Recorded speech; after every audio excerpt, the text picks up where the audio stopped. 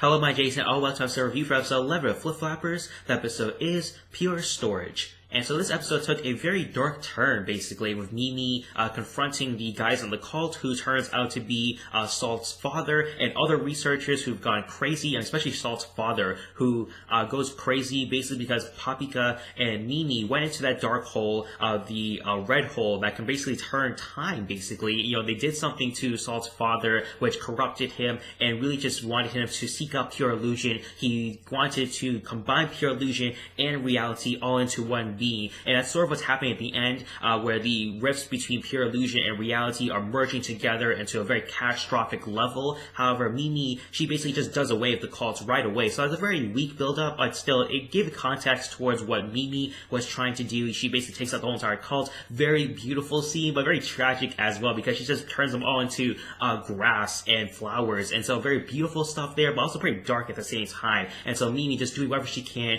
to protect her daughter and Coconut, and so really a nice moment there for a motherly type of thing. But we do see that she did have such like psychotic break because she was trapped in this research facility. At least that's what she felt like, and that Coconut, her little daughter, was being taken away from her, and so she didn't want that for her future and her daughter's future as well. So she lets this other alter personality, this evil personality, if you want to call it that. I don't want to be about evil, but still personality that has very dark intentions, and so she lets that personality take over, and that's why Mimi is out on the run. We had that flashback scene with the huge lights, and Paprika as well. That's the flashback you saw there with Salt as well, and so very nice context and really just nice answers given towards what these flashbacks mean and what the bigger context is for all these other characters. The only complaint about this episode is the lack of Coconut. We only got Coconut in for the last act of this episode, where Coconut sees her mother for the first time. She cries. She's always wanted a motherly figure, or just a fatherly figure, some sort of parental figure that she's always wanted in her life. She's never gotten that before, and now she has that in Mimi.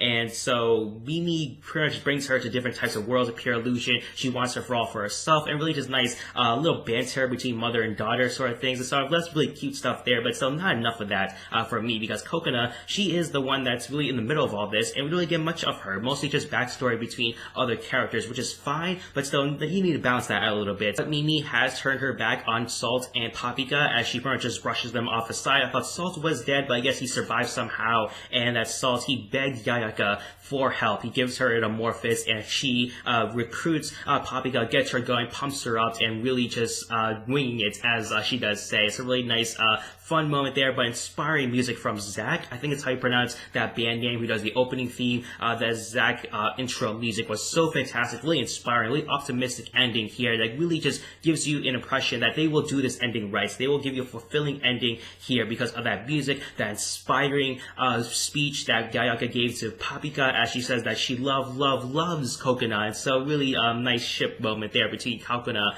and Paprika. And so really big ending to come, I'm assuming, because Yayaka and Paprika will have to compete against Mimi and her sort of godlike powers as she does have within pure illusion. And so what will Coconut think about all this? Because I'm assuming that Coconut will have a big part in this episode for trying to stop her mother while also trying to save Yayaka and Paprika, her two best friends. And so this was a really fantastic episode here. The only complaints, as I said before, is the lack of Coconut in this episode and her bigger context within what's going on, but they did give you a context for Mimi, Paprika, and Salt, you know, their backstory within the research facility, really just giving Mimi a fleshed out character and her reasoning for wanting to do all this. Her actions are explained through her backstory. Nuru, the third Amorphous child, curious to see why she's there, whether she's going to play a big part in this last episode or not. I'm very curious to see how her impacts will be felt in the end here for Flip Flappers. But still, for rating this episode, give this one a 4.5 out of 5. The backstory was really well felt out, with Paprika